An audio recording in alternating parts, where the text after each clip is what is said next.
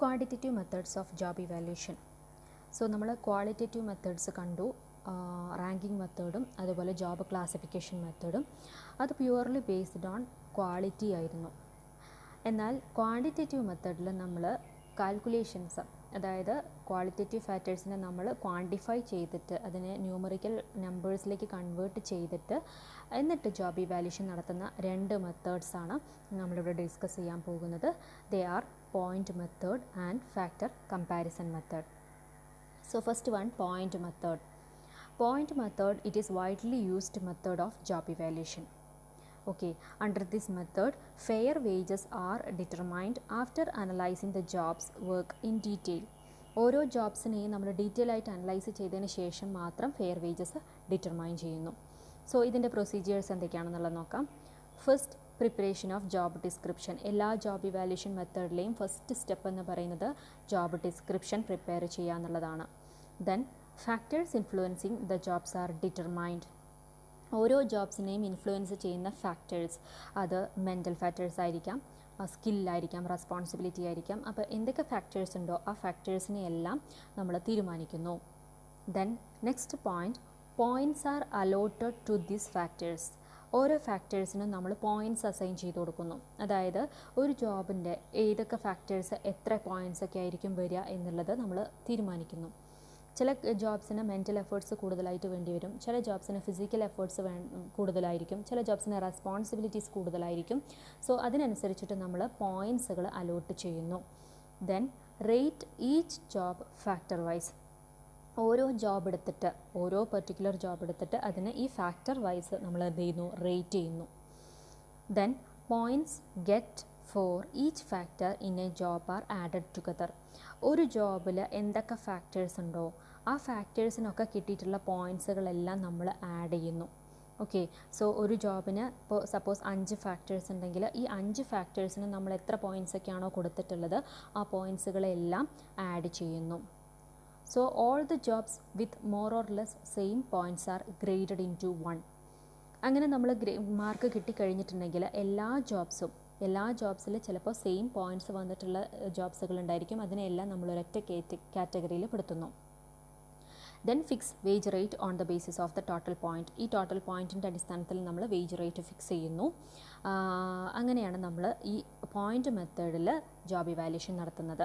So point മെത്തേഡിൽ ആദ്യം നമ്മൾ ചെയ്യുന്നത് ജോബ് ഡിസ്ക്രിപ്ഷൻ, ദെൻ അതിൻ്റെ അടിസ്ഥാനത്തിൽ ഫാക്ടേഴ്സ് എന്തൊക്കെയാണെന്നുള്ളത് ഐഡൻറ്റിഫൈ ചെയ്യുന്നു, ഫാക്ടേഴ്സിന് എത്ര പോയിൻറ്റ്സ് ആണ് വേണ്ടതെന്നുള്ളത് തീരുമാനിക്കുന്നു.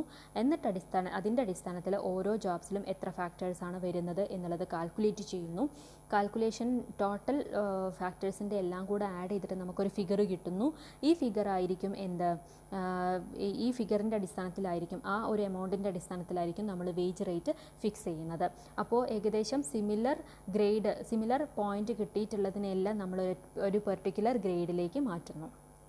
ഓക്കെ, അങ്ങനെയാണ് നമ്മൾ പോയിൻ്റ് മെത്തേഡിൽ ചെയ്യുന്നത്. സോ പോയിൻ്റ് മെത്തേഡ് മറ്റ് ക്വാളിറ്റേറ്റീവ് മെത്തേഡ്സിനേക്കാളും കമ്പയർ ചെയ്യുമ്പോൾ കുറച്ചും കൂടെ ബുദ്ധിമുട്ടുള്ളൊരു മെത്തേഡാണ്. എന്നാലും ഇത് കുറേ അധികം, അതായത് എല്ലാ ഓർഗനൈസേഷൻസിലും നമ്മൾ ഉപയോഗിക്കാൻ പറ്റുന്ന ഒരു മെത്തേഡാണ് പോയിൻ്റ് മെത്തേഡ്. സോ ഇതിൽ നമ്മൾ പറഞ്ഞിരിക്കുന്ന ഫാക്ടേഴ്സ് എന്തൊക്കെയാണ്? ഫാക്ടേഴ്സ് എന്ന് പറയുന്നത് skill, education, experience, initiative, responsibility, mental and physical efforts, working condition such as working കണ്ടീഷൻസിന് ബാഡ് വർക്കിംഗ് കണ്ടീഷനാണോ, ആവറേജ് ആണോ, ഗുഡ് ആണോ, അങ്ങനെ നമ്മൾ ക്ലാസിഫൈ ചെയ്യുന്നു. അപ്പോൾ അതൊക്കെ ഫാക്ടേഴ്സാണ്. ഓക്കെ, സോ ഈ ഫാക്ടേഴ്സിൻ്റെ അടിസ്ഥാനത്തിലാണ് പിന്നീട് നമ്മൾ എന്ത് ചെയ്യുന്നത്, കാൽക്കുലേഷൻസ് നടത്തുന്നത്. ഓക്കെ, സോ ഇത് നമുക്കൊരു എക്സാമ്പിളിലൂടെ പറയാം. ഇവിടെ നോക്കാം. ഇവിടെ നമ്മൾ ഓരോ ഫാക്ടേഴ്സിനെ ആദ്യം ഐഡൻറ്റിഫൈ ചെയ്തിട്ടുണ്ട്. ഫാക്ടേഴ്സ് ഏതൊക്കെയാണ്? Skill required, effort required, responsibility, working condition. So ഒരു ജോബ് എടുത്തിട്ട് ആ ജോബിന് ഒരു പർട്ടിക്കുലർ ജോബ് എടുത്തിട്ട് ആ പർട്ടിക്കുലർ ജോബിന് സ്കിൽ റിക്വയർഡ് 40% ആണ് വേണ്ടത്, എഫേർട്ട് റിക്വയർഡ് 30% ആണ്, റെസ്പോൺസിബിലിറ്റി 20% ആണ്, ദെൻ വർക്കിംഗ് കണ്ടീഷൻ 10% ആണ്. ഓക്കെ, സോ അതിൻ്റെ അടിസ്ഥാനത്തിൽ നമ്മളതിനെ ഗ്രേഡ് ചെയ്തിട്ട് എഴുതി. ഓക്കെ, ഇനി നമ്മൾ ഓരോ ഡിഗ്രീസ്, അതായത് ഇപ്പോൾ എത്ര ഡിഗ്രിയാണ് സ്കില്ല് വേണ്ടത്. സ്കിൽ റിക്വയർഡ്സ് 40% ആണ്. എന്നാലും അതിൻ്റെ എത്രയാണ് നമ്മളതിന് വെയിറ്റ് കൊടുത്തതാണ് നമ്മൾ 40%. അപ്പോൾ എത്ര ലെവൽ വരെയാണ് നമ്മൾ പിന്നെ സ്കിൽ റിക്വയർഡ് വേണ്ടത്. ഇപ്പോൾ ഇവിടെ താഴെ നോക്കുക, here in this example A job X, ഒരു പെർട്ടിക്കുലർ ജോബ് നമ്മളെടുത്തു. ആ ജോബിൻ്റെ ടോട്ടൽ പോയിൻറ്റ്സ് നമ്മൾ കണ്ടുപിടിച്ചത് 240 ആണ്. അതെങ്ങനെയാണ്? അതിൽ 2 ഡിഗ്രീസ് ഓഫ് സ്കിൽ റിക്വയർഡ്, 2 ഡിഗ്രിയാണ് സ്കിൽ റിക്വയർഡ് വേണ്ടത്. 3 ഡിഗ്രി എഫേർട്സ് വേണം, 3 ഡിഗ്രി റെസ്പോൺസിബിലിറ്റി വേണം, 1 ഡിഗ്രി വർക്കിംഗ് കണ്ടീഷനും വേണം. അപ്പോൾ നമ്മൾ ഇത്രയും ഡിഗ്രീസാണ് വേണ്ടതെന്നുള്ള ഒരു പർട്ടിക്കുലർ ജോബിനെയാണ് നമ്മൾ കാൽക്കുലേറ്റ് ചെയ്തിട്ടുള്ളത്. സോ അപ്പോൾ നമ്മളതിൻ്റെ ടോട്ടൽ പോയിൻറ്റ്സ് എങ്ങനെയാണ് കണ്ടുപിടിക്കുക? 2 ഡിഗ്രീസ് ഓഫ് സ്കിൽ റിക്വയർഡ് എന്ന് പറയുമ്പോൾ സ്കിൽ റിക്വയർഡ് എന്നുള്ള ആ ഒരു ഫാക്ടറിന് നമ്മളൊരു വെയിറ്റ് കൊടുത്തിട്ടുണ്ട്. സ്കിൽ റിക്വയർഡ് എന്നുള്ളൊരു ഫാക്ടറിന് നമ്മൾ ആദ്യമേ ഒരു ഗ്രേഡ് കൊടുത്തു 40%. എഫേർട്ട് റിക്വയർഡ് എന്നുള്ള ഫാക്ടറിന് നമ്മൾ 30% ആണ് ഗ്രേഡ് കൊടുത്തിട്ടുള്ളത്. റെസ്പോൺസിബിലിറ്റിക്ക് 20%ഉം വർക്കിംഗ് കണ്ടീഷനും നമ്മൾ 10%ഉം ആണ് വെയിറ്റ് അസൈൻ ചെയ്തിട്ടുള്ളത്. ഇതാദ്യമേ നമ്മൾ കാൽക്കുലേറ്റ് ചെയ്തു. ഓരോ ഫാക്ടറും ആ ഫാക്ടറിൻ്റെ വെയിറ്റും നമ്മൾ കാൽക്കുലേറ്റ് ചെയ്ത് വെച്ചു. അതിൻ്റെ അടിസ്ഥാനത്തിൽ നമ്മൾ ഒരു പർട്ടിക്കുലർ ജോബ് എടുത്തു. ആ ജോബിൽ നമുക്ക് 2 ഡിഗ്രീസാണ് സ്കിൽ ആവശ്യമുള്ളത്. അപ്പോൾ 2 ഇൻറ്റു സ്കില്ലിൻ്റെ പെർസെൻറ്റേജ് 40. ദെൻ 3 ഡിഗ്രിയാണ് എഫേർട്ട് വേണ്ടത്. So 3 into 30. 3 ഡിഗ്രിയാണ് റെസ്പോൺസിബിലിറ്റി വേണ്ടത്. So 3 into 20. 1 degree working condition. So 1 into 10. So നമ്മൾ ടോട്ടൽ കാൽക്കുലേറ്റ് ചെയ്യുമ്പോൾ 80 + 90 + 60 + 10 240 ആയിരിക്കും നമുക്ക് കിട്ടുക. സോ ഇങ്ങനെയാണ് നമ്മൾ പോയിൻ്റ് മെത്തേഡിൽ, അതായത് പോയിൻ്റ് മെത്തേഡിൽ ആദ്യം നമ്മൾ ചെയ്തിരിക്കുന്ന ഈ എക്സാമ്പിളിൽ നോക്കിയതിന് ശേഷം നമ്മൾ ഈ പോയിൻറ്റ്സ് ഒന്നും കൂടെ നോക്കാം. ആദ്യം നമ്മൾ ജോബ് ഡിസ്ക്രിപ്ഷൻ പ്രിപ്പയർ ചെയ്തു. ദെൻ ഫാക്ടേഴ്സ് എന്തൊക്കെയാണെന്നുള്ളത് ഐഡൻറ്റിഫൈ ചെയ്തു. ഓരോ ഫാക്ടേഴ്സിനും നമ്മൾ പോയിൻറ്റ്സ്, അതായത് ഗ്രേഡ് കൊടുത്തു, വെയിറ്റ് കൊടുത്തു. Then rate each job factor wise. ഓരോ ജോബിനെയും നമ്മൾ ഫാക്ടർ വൈസ് റേറ്റ് ചെയ്തു. അതായത് ഓരോ ജോബിനെയും നമ്മൾ ഈ factor wise skill 40%, effort required 30%, അങ്ങനെ നമ്മൾ എന്ത് ചെയ്തു? ഗ്രേഡ് ചെയ്തു. Then points get for each factor in a job are added together. ഓരോ ജോബിന് കിട്ടിയിരിക്കുന്ന ഓരോ ഫാക്ടർ, അത് ഓരോ ജോബിൻ്റെ, ഇപ്പോൾ എക്സ് എന്ന് പറയുന്ന ജോബിന് 2 ഡിഗ്രി ആയിരിക്കും സ്കിൽ ആവശ്യമുള്ളത്, 3 ഡിഗ്രി ആയിരിക്കും എഫേർട്ട്. പക്ഷേ അതേസമയം വൈ എന്ന് പറയുന്ന ജോബിന് ഇപ്പോൾ സപ്പോസ് 1 ഡിഗ്രി ആണ് സ്കില്ല് വേണ്ടുള്ളൂ, 4 ഡിഗ്രി എഫേർട്ട് വേണം, ദെൻ 4 ഡിഗ്രി റെസ്പോൺസിബിലിറ്റി വേണം, ദെൻ വർക്കിംഗ് കണ്ടീഷൻ 4 ഡിഗ്രി വേണമെന്നുണ്ടെങ്കിൽ അവിടെ നമ്മൾ കാൽക്കുലേറ്റ് ചെയ്യുമ്പോൾ അവിടെ നമുക്ക് കിട്ടുന്ന ടോട്ടൽ പോയിൻ്റ് വ്യത്യാസം ഉണ്ടായിരിക്കും. ഓക്കെ, സോ ഓരോ ജോബുകൾ എടുത്തിട്ട് ഇതേപോലെ നമ്മൾ ഈ ഗ്രേഡ് ഡിഗ്രീൻ്റെ അടിസ്ഥാനത്തിലും അതേപോലെ ഫാക്ടേഴ്സിൻ്റെ അടിസ്ഥാനത്തിലും നമ്മൾ പോയിൻ്റ് കാൽക്കുലേറ്റ് ചെയ്തിട്ട് ജോബ് ഇവാലുവേഷൻ ചെയ്യുന്ന പ്രോസസ്സിനെയാണ് പോയിൻ്റ് മെത്തേഡ് എന്ന് പറയുന്നത്. ഓക്കെ, സോ പോയിൻ്റ് മെത്തേഡിൻ്റെ മെറിറ്റ്സും ഡിമെറിറ്റ്സും നോക്കാം. മെറിറ്റ്സ് പറയുകയാണെങ്കിൽ ഇത് ഒന്നുകൂടെ ആക്യുറേറ്റ് ആയിട്ടുള്ളൊരു മെത്തേഡാണ്. Okay, then it is more effective. കാരണം എന്താ വെച്ചാൽ ഫാക്ടേഴ്സിനെ നമ്മൾ ഒരു ഫാക്ടേഴ്സ് കൺസിഡർ ചെയ്യുന്നുണ്ട്. അതുകൊണ്ട് തന്നെ കൂടുതൽ ഇഫക്റ്റീവായിട്ട് നമ്മൾ കാൽക്കുലേറ്റ് ചെയ്യാൻ വേണ്ടി പറ്റും. മറ്റുള്ളതിലൊന്നും ഫാക്ടേഴ്സിനെ നമ്മൾ കൺസിഡർ ചെയ്തിട്ടില്ല.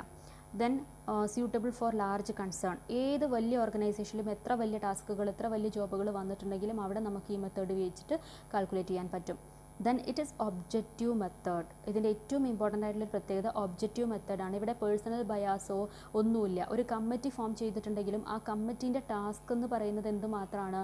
ജോബ് ഡിസ്ക്രിപ്ഷൻ്റെ അടിസ്ഥാനത്തിൽ ആ ഓരോ ജോബിൻ്റെ ഫാക്ടേഴ്സിന് വെയിറ്റ് കൊടുക്കുക എന്നുള്ളത് മാത്രമാണ് കമ്മിറ്റിയുടെ ജോബ്.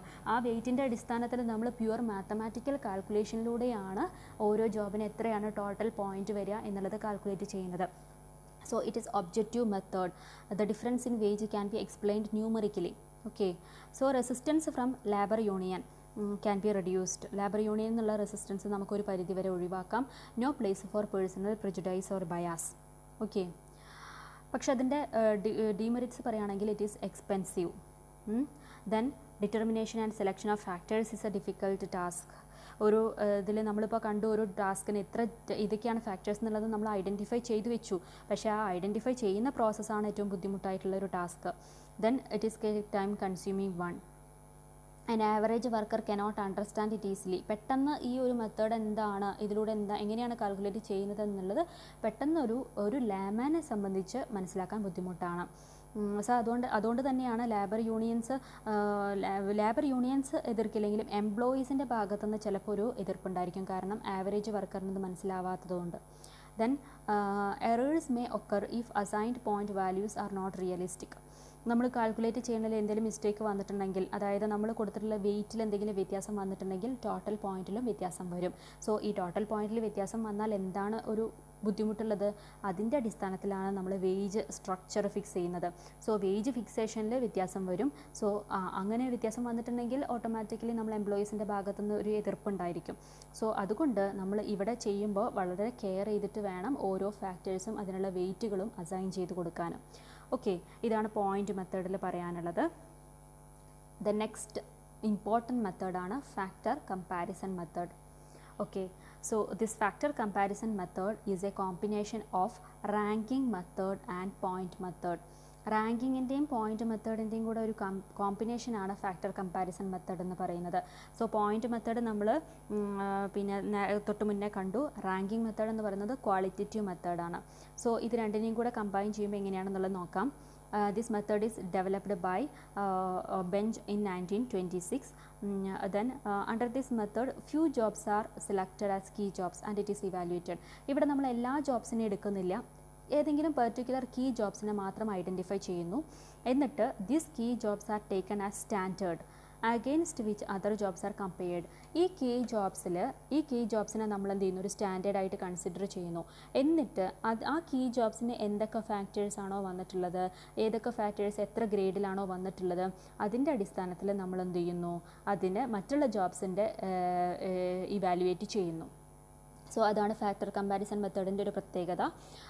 ഇവിടെ ഓരോ ജോബ്സിനും നമ്മൾ സെപ്പറേറ്റ് ടേബിൾ വരച്ചിട്ട് കാണേണ്ട ആവശ്യമില്ല. നമ്മൾ ഒരു പർട്ടിക്കുലർ ഒരു 5 or 6 കീ ജോബ്സിൻ്റെ മാത്രം കാൽക്കുലേറ്റ് ചെയ്ത് വെക്കുന്നു. എന്നിട്ട് ആ ടേബിളിൽ നോക്കിയിട്ട് തന്നെ നമ്മൾ ബാക്കിയുള്ള ജോബ്സിൻ്റെ ഒക്കെ എന്ത് ചെയ്യുന്നു, ഐഡൻറ്റിഫൈ ചെയ്യുന്നു. അതാണ് ഫാക്ടർ കമ്പാരിസൺ മെത്തേഡിൽ. സോ അതിൻ്റെ സ്റ്റെപ്സ് എഡ്വിൻ ബി ഫ്ലിപ്പോ ആണ് അതിൻ്റെ സ്റ്റെപ്സ് പറഞ്ഞിട്ടുള്ളത്. അതിലാദ്യം നമ്മൾ ചെയ്യേണ്ടത് എന്താണെന്ന് വെച്ചാൽ various factors related with jobs R selected. ഓരോ ജോബ്സിൻ്റെയും എന്തൊക്കെ ഫാക്ടേഴ്സാണ് വരിക എന്നുള്ളത് സെലക്ട് ചെയ്ത് വെക്കുന്നു. ദെൻ സെലക്ട് കീ ജോബ്സ് ഞാൻ പറഞ്ഞ ഒരു 5 or 6 ജോബ്സ് നമ്മൾ കീ ജോബ്സ് ആയിട്ട് സെലക്ട് ചെയ്ത് വയ്ക്കുന്നു. Fix correct rates for key jobs. ഈ കീ ജോബ്സിൻ്റെ കറക്റ്റ് റേറ്റ് എത്രയാണ് വരിക എന്നുള്ളത് കറക്റ്റായിട്ട് ഓരോ കീ ജോബ്സ് സെലക്ട് ചെയ്ത് വെച്ച് നമ്മൾ റെപ്രസെൻറ്റേറ്റ് ചെയ്യുന്ന ജോബ്സ് ആയിരിക്കും, അതിൻ്റെ കറക്റ്റ് റേറ്റ്സ് എത്രയാണെന്നുള്ളത് ഫിക്സ് ചെയ്ത് വെക്കുന്നു. Then rank job factors under each key job. ഓരോ ജോബിലും വരുന്ന ഫാക്ടേഴ്സിനെ നമ്മൾ എന്ത് ചെയ്യുന്നു, റാങ്ക് ചെയ്യുന്നു. ഓരോ ജോബിൻ്റെ അണ്ടറിലും വരുന്ന ഫാക്ടേഴ്സ്, ആ ഫാക്ടേഴ്സിനെ നമ്മൾ റാങ്ക് ചെയ്യുക എന്ന് പറയുമ്പോൾ 1 2 3 4 5 എന്ന് പറഞ്ഞിട്ട് എത്ര ഫാക്ടേഴ്സ് ഉണ്ടോ അത്രയും ഫാക്ടേഴ്സിനെ നമ്മൾ ഓർഡറിൽ റാങ്ക് ചെയ്യുന്നു. അതുകൊണ്ടാണ് നമ്മൾ ഇതിനെ റാങ്കിങ് മെത്തേഡിൻ്റെയും പോയിൻ്റ് മെത്തേഡിൻ്റെയും ഒരു കോമ്പിനേഷൻ എന്ന് പറഞ്ഞത്. നമ്മൾ റാങ്കിങ് മെത്തേഡിൽ പ്യുവർലി എന്ത് ചെയ്യുകയാണ് ചെയ്തത്, ജസ്റ്റ് റാങ്ക് ചെയ്യാൻ മാത്രമാണ് ചെയ്തത്. ആ റാങ്കിങ് ഇവിടെ ചെയ്യുന്നു, പക്ഷേ ഇവിടെ ചെയ്യുന്നത് എന്തിലാണ്, ഫാക്ടേഴ്സിലാണ്. Okay, then allocate the exact rate of each key job among the factors of that job. ആ ജോബിൻ്റെ ഫാക്ടേഴ്സിൽ നോക്കിയിട്ട് ഓരോ ജോബിൻ്റെയും ഓരോ കീ ജോബിനെയും എക്സാക്റ്റ് റേറ്റ് എത്രയാണെന്നുള്ളത് നമ്മൾ അലോക്കേറ്റ് ചെയ്യുന്നു. Then evaluate all other jobs by comparing it with key factors which is taken as the yardstick. നമ്മൾ ആദ്യം ഒരു മാനദണ്ഡമായിട്ട് ഈ 4 or 5 കീ ജോബ്സിനെ സെലക്ട് ചെയ്തിട്ടുണ്ടായിരിക്കും. അതിനുള്ള ഫാക്ടേഴ്സിന് നമ്മൾ ആദ്യമേ ടേബിളിൽ ഫിക്സ് ചെയ്ത് വെച്ചിട്ടുണ്ടായിരിക്കും. അതിൻ്റെ അടിസ്ഥാനത്തിൽ ബാക്കിയുള്ള ജോബിൻ്റെയും കൂടെ നമ്മൾ കാൽക്കുലേറ്റ് ചെയ്യുന്നു. Design, adjust and operate wage structure. അതിനനുസരിച്ചിട്ട് നമ്മൾ എന്ത് ചെയ്യുക, വേജ് സ്ട്രക്ചറിൽ മാറ്റങ്ങൾ വരുത്തുക. ഇനി ഈ എക്സാമ്പിൾ പറഞ്ഞതിന് ശേഷം അതിന് മുന്നേ ഫാക്ടേഴ്സ്, ഇവിടെ നമ്മൾ കൺസിഡർ ചെയ്യുന്ന factors skill, responsibility, working condition, physical requirements, mental requirements. ഇത്രയും 5 ഫാക്ടേഴ്സാണ് നമ്മൾ കൺസിഡർ ചെയ്യുന്നത്. Skill, responsibility, working condition, physical requirements and mental requirements. So ഈ എക്സാമ്പിൾ നോക്കുക, എന്നിട്ട് അതിൻ്റെ അടിസ്ഥാനത്തിൽ നമ്മൾ ഒന്നുകൂടെ ഇതിൻ്റെ സ്റ്റെപ്സ് എന്താണെന്നുള്ളത് ഡിസ്കസ് ചെയ്തിട്ടുണ്ടെങ്കിൽ ക്ലിയർ ആവും. സോ ഈ എക്സാമ്പിളിൽ നമ്മളിവിടെ 5 ജോബുകളെയാണ് കീ ജോബ്സ് ആയിട്ട് എടുത്തിട്ടുള്ളത്. Electrician, filter, then weeder, then cleaner, laborer. Okay, so welder, cleaner, laborer. So നമ്മൾ ഇതിൽ നമ്മൾ എടുത്തിരിക്കുന്ന കീ ഫാക്ടേഴ്സ് ഏതൊക്കെയാണ്, physical effort, key factors mental effort, then skill, responsibility, working condition, അങ്ങനെ 5 ഫാക്ടേഴ്സും എടുത്തിട്ടുണ്ട്. ഓക്കെ, സോ ഇപ്പം നമ്മൾ ഇതിൽ ഈ അഞ്ചാണ് ജോബുകളായിട്ട് എടുക്കുന്നത്. ഇലക്ട്രീഷ്യൻ, ഫിൽറ്റർ, ഇതാണ് കീ ജോബ്സ്. ഈ ജോബ്സിൻ്റെ മാത്രമേ നമ്മൾ കാൽക്കുലേറ്റ് ചെയ്ത് വെക്കുന്നുള്ളൂ. Then physical effort, mental effort, skill, responsibility, working condition എന്ന് പറയുന്ന ഫാക്ടേഴ്സിനെയും ഐഡൻറ്റിഫൈ ചെയ്ത് വെച്ചു. എന്നിട്ട് നമ്മൾ പിന്നെന്താ ചെയ്തത്, ഓരോ ജോബിനെ, ഇപ്പോൾ ഇലക്ട്രീഷ്യൻ എന്നുള്ള ജോബ് എടുക്കും. ഇലക്ട്രീഷ്യൻ എന്നുള്ള ജോബിന് ഫിസിക്കൽ എഫേർട്ട് എത്രയാണ് വരുന്നത്, ദെൻ ഫിസിക്കൽ എഫേർട്ട് ഈ ഓരോ ജോബ്സിന് നമ്മൾ എന്ത് ചെയ്യുന്നു, റാങ്ക് ചെയ്യുന്നു. ഫിസിക്കൽ എഫേർട്ട് ഇതിൽ ഏറ്റവും കൂടുതൽ ആർക്കാണ് വരുന്നത്, ഇലക്ട്രീഷ്യനാണോ, ഫിൽറ്ററിനാണോ, അതേപോലെ തന്നെ പിന്നെ വെൽഡർക്കാണോ, ക്ലീനർക്കാണോ, ലാബറർക്കാണോ വരുന്നത്. അപ്പോൾ നമ്മൾ ഫിൽറ്ററിനാണ് ഏറ്റവും ഫിസിക്കൽ എഫേർട്ട് വരുന്നത് കണ്ടുപിടിച്ചു. ദെൻ വെൽഡറിനാണ് അതിൻ്റെ തൊട്ട് താഴെ, ദെൻ ഇലക്ട്രീഷ്യനാണ് മൂന്നാമതായിട്ട്, ദെൻ ക്ലീനർക്കാണ് നാലാമതായിട്ട്, ദെൻ ലാബറർക്ക് അഞ്ചാമതായിട്ട്. അങ്ങനെ നമ്മൾ റാങ്ക് ചെയ്തു. അതിൻ്റെ മുന്നേ ഫിസിക്കൽ എഫേർട്ടിൻ്റെ പോയിൻ്റ് എത്രയാണെന്നുള്ളത് നമ്മൾ ആദ്യം ഐഡൻറ്റിഫൈ ചെയ്ത് വെച്ചിട്ടുണ്ട്. ഫിസിക്കൽ എഫേർട്ടിനുള്ള പോയിൻ്റ് 11, 14, ദെൻ 12, 9, 8. ഓരോ ജോബിൻ്റെ അടിസ്ഥാനത്തിൽ ഫിസിക്കൽ എഫേർട്ടിനുള്ള നമ്മൾ പോയിൻ്റ് ആദ്യം ഐഡൻറ്റിഫൈ ചെയ്ത് വെച്ചിട്ടുണ്ട്. എന്നിട്ട് നമ്മളതിനെ എന്ത് ചെയ്തു, ഗ്രേഡ് ചെയ്തു. ഓക്കെ, ഈ പോയിൻറ്റിൻ്റെ അടിസ്ഥാനത്തിലാണ് നമ്മളതിനെ ഗ്രേഡ് ചെയ്തത്.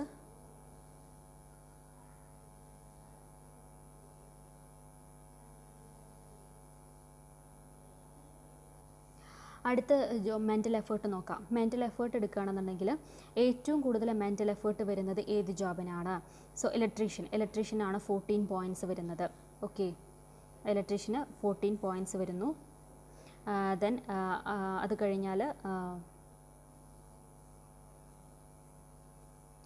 കഴിഞ്ഞാൽ ഫിൽറ്റർക്ക് 10 പോയിൻറ്റ്സ് ആണുള്ളത്. Then welder 7, 6, 4. അങ്ങനെ നമ്മൾ പോയിൻറ്റുകളാക്കി വെച്ചു. അപ്പോൾ അതിൻ്റെ അടിസ്ഥാനത്തിൽ നമ്മൾ എന്ത് ചെയ്തു, റാങ്ക് ചെയ്യുന്നു. 1, 2, 3, 4, 5. അടുത്തത് നോക്കുക, സ്കില്ല് ഏറ്റവും കൂടുതൽ വേണ്ട ഇലക്ട്രീഷ്യനാണ്. അതിന് തൊട്ട് താഴെ ഫിൽറ്റർ, ദെൻ വെൽഡർ, ദെൻ അത് കഴിഞ്ഞ ലാബറർ, പിന്നെ അത് കഴിഞ്ഞിട്ട് ക്ലീനർ. അപ്പോൾ അതിൻ്റെ അടിസ്ഥാനത്തിൽ നമ്മൾ എന്ത് ചെയ്തു, 1, 2, 3, 4, 5 റാങ്ക് ചെയ്തു. റെസ്പോൺസിബിലിറ്റി, അതുപോലെ വർക്കിംഗ് കണ്ടീഷൻ, അങ്ങനെ ഓരോ ഫാക്ടറിനെയും നമ്മൾ ഈ 5 ജോബുകൾ മാത്രം എന്ത് ചെയ്യുന്നു, റാങ്ക് ചെയ്യുന്നു. അപ്പോൾ ഇവിടെ റാങ്കിങ് എന്നുള്ള പ്രോസസ്സ് അങ്ങനെയാണ് വന്നിട്ടുള്ളത്. ദെൻ ആദ്യം നമ്മൾ ഗ്രേഡുകൾ എത്രയാണ് പോയിൻ്റ് വരിക എന്നുള്ളത് ആദ്യമേ അസൈൻ ചെയ്ത് വെച്ചു. ഓക്കെ, ഇങ്ങനെ നമ്മളൊരു ടേബിൾ ഉണ്ടാക്കി വെച്ചിട്ടുണ്ടെങ്കിൽ ഇതാണ് ഒരു സ്റ്റാൻഡേർഡ് യാർഡ് സ്റ്റിക്ക് ആയിട്ട് എടുക്കുന്നത്, നമ്മൾ മാനദണ്ഡമായിട്ട് എടുക്കുന്നത്. ഇനി ഇതിൻ്റെ അടിസ്ഥാനത്തിലാണ് ബാക്കി എന്ത് ജോബിനെയും നമ്മൾ എന്ത് ചെയ്യുന്നത്, അതിൻ്റെ ജോബ് റേറ്റ്. ഇപ്പോൾ വേജ് റേറ്റ്, ഇലക്ട്രീഷ്യൻ്റെ വേജ് റേറ്റ് 60 ആണ്, ഫിൽറ്ററിൻ്റെ 50 ആണ്, വെൽഡറിൻ്റെ 40 ആണ്. ഇതെങ്ങനെയാണ് നമുക്ക് കിട്ടിയത്, ഇതെല്ലാം കൂടെ ആഡ് ചെയ്തിട്ട്, അതായത് 13 + 14 + 15 + 12 + 8 ഇത് ആഡ് ചെയ്യുമ്പോൾ നമുക്ക് 60 കിട്ടി. അങ്ങനെ ഓരോന്ന് ആഡ് ചെയ്തപ്പോൾ നമുക്ക് ഇത്രയും ഇതാണ് വേജ് റേറ്റ് എന്ന് പറയുന്നത്. അതായത് ഫിക്സഡ് വേജ് റേറ്റ് ആണ് ഈ പറഞ്ഞിരിക്കുന്നത്. ഓക്കെ, ഇനി നമ്മൾ വേറെ ഏത് ജോബ് ആ ഓർഗനൈസേഷനിലുണ്ടെങ്കിലും ആ ജോബിനെയൊക്കെ നമ്മൾ എന്ത് ചെയ്യുക, ഈ ഒരു സ്ട്രക്ചറിൻ്റെ അടിസ്ഥാനത്തിൽ കാൽക്കുലേറ്റ് ചെയ്യാൻ പറ്റും. അപ്പോൾ അതിനൊരു എക്സാമ്പിൾ താഴെ തന്നിരിക്കുന്ന നോക്കി നോക്കുക.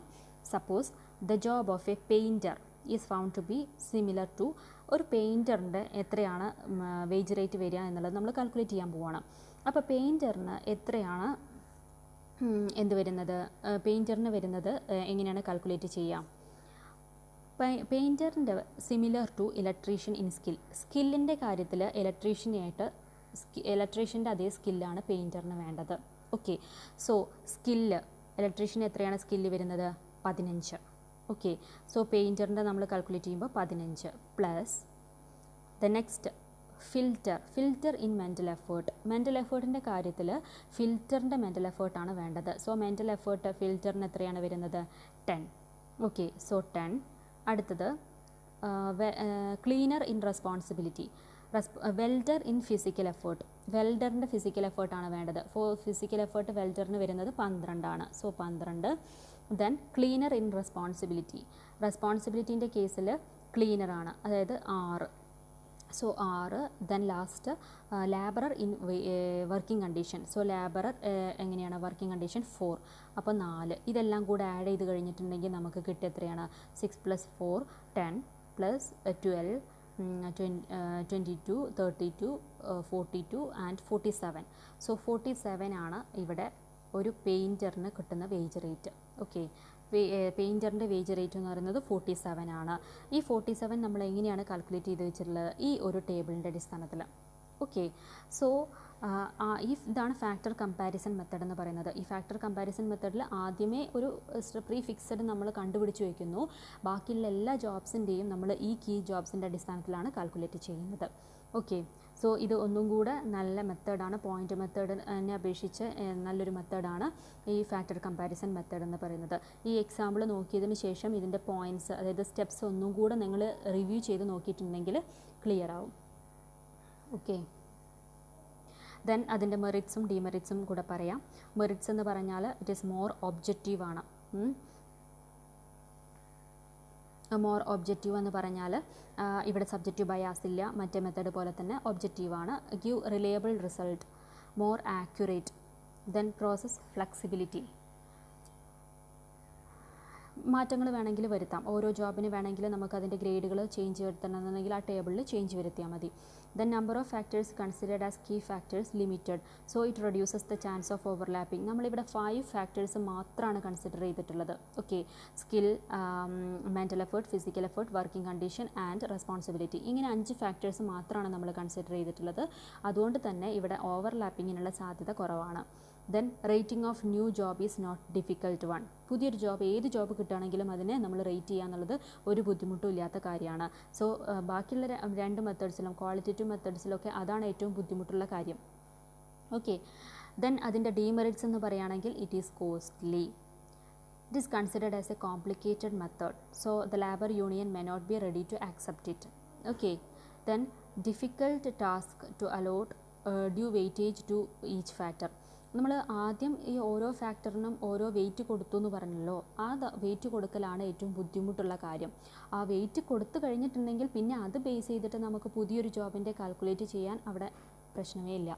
പക്ഷേ ഈ വെയിറ്റ് കൊടുക്കലാണ് അവിടെ പ്രശ്നമുള്ള കാര്യം. Then job evaluation is done by experts. So top level management has to depend on the service of experts for conducting job evaluation. ഇവിടെ നമ്മൾ എക്സ്പേർട്സിൻ്റെ ഒപ്പീനിയൻ എന്തായാലും വേണ്ടി വരും ഇങ്ങനെ ഒരു ഡിഫിക്കൽട്ട് ആയിട്ടുള്ള ടാസ്ക് ചെയ്യാൻ. Then difficult to understand and operate. So these are the demerits of factor comparison method. Okay. So factor comparison method നമ്മൾ ക്വാണ്ടിറ്റേറ്റീവ് മെത്തേഡ്സിലെ 2 മെത്തേഡ്സാണ് ഇവിടെ ഡിസ്കസ് ചെയ്തത്. സോ ജോബ് ഇവാലുവേഷൻ എന്നുള്ള പ്രോസസ്സ് നിങ്ങൾക്ക് മനസ്സിലായിട്ടുണ്ടായിരിക്കും. ഇനി എന്തൊക്കെയാണ് ജോബ് ഇവാലുവേഷൻ്റെ അഡ്വാൻറ്റേജസും ലിമിറ്റേഷൻസും എന്നുള്ളതാണ് പറയുന്നത്. അത് നെക്സ്റ്റ് വീഡിയോയിൽ പറയാം.